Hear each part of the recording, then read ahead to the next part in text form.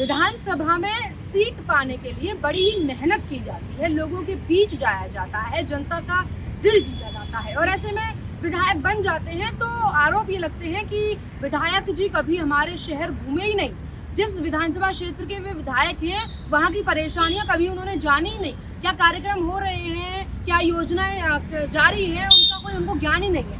बात कर रहे हैं बीकानेर की। कलेक्ट्रेट सभागार में बैठक थी। प्रभारी मंत्री हैं, चिकित्सा मंत्री हैं गजेंद्र सिंह खीव सर, वे बैठक ले रहे थे। साथ में मौजूद थे विधायक जेठानंद व्यास और ऐसे में एक पत्रकार बोलते हैं कि एक आग्रह है, एक निवेदन है प्रभारी मंत्री से कि कभी विधायक जी को ये भी बोलिए कि पूरा शहर घूमे, जाने बीकानेर के बारे में कि आखिरकार बीकानेर में हो क्या रहा है। ऐसे पर इस सवाल पर माहौल गर्म हो गया।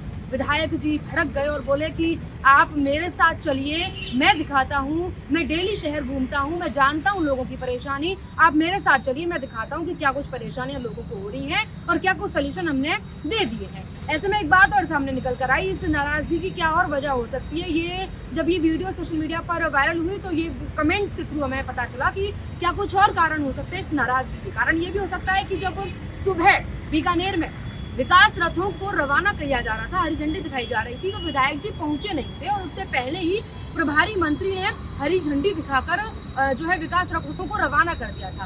आपको बता दें कल यहाँ से जयपुर से जो है काफी विकास रथ जो है यहाँ से रवाना किए गए हैं, जो विधानसभा क्षेत्र जा जाकर ये बताएंगे कि भजनलाल सरकार ने 2 सालों में क्या किया है और इसी की रवानगी वहाँ से दी जा रही थी। जिस समय विधायक पहुंचे नहीं, शायद इस बात की भी कहीं ना कहीं नाराजगी थी।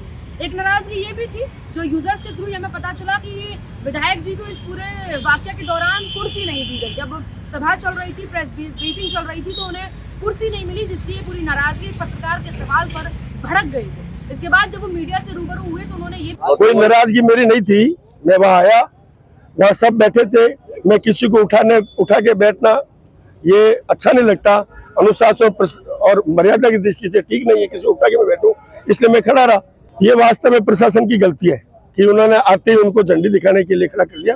ये प्रशासन गलती है, इसलिए मैंने प्रशासन को भी और बात दे दिया, कलेक्टर को। नहीं, मेरा कोई मंत्री से विरोध नहीं है। तो बात कहनी है, सही को सही, गलत को गलत। बात कहना मेरा अधिकार है। हमारे प्रभारी मंत्री है, हम उनको नहीं कहेंगे, किसको कहेंगे। तो भी कहा कि मेरी ये जो पूरी नाराजगी है ये प्रभारी मंत्री से नहीं है, लेकिन प्रशासन से, प्रशासन के प्रोटोकॉल से है। ऐसे प्रशासन से जिसे ये भी याद नहीं रहता कि कुर्सियां किस किस को मिलनी चाहिए, कि विधायक पूरे सभागार में खड़े रहेंगे। ऐसा कुछ जो है वाकया सामने निकल कर आया। अब इस पूरे मामले में आप क्या सोचते हैं और आप तक हम आगे की अपडेट देते रहेंगे कि क्या कुछ बयान जो है कांग्रेस नेताओं के हों या भाजपा नेताओं के हों सामने निकल कर आते हैं, आप तक पहुंचाते रहेंगे। पूरी जानकारी के लिए बने रहिए अपडेट इंडिया के साथ, देखते रहिए। मैं आपके साथ कृपा उपाध्याय, जयपुर।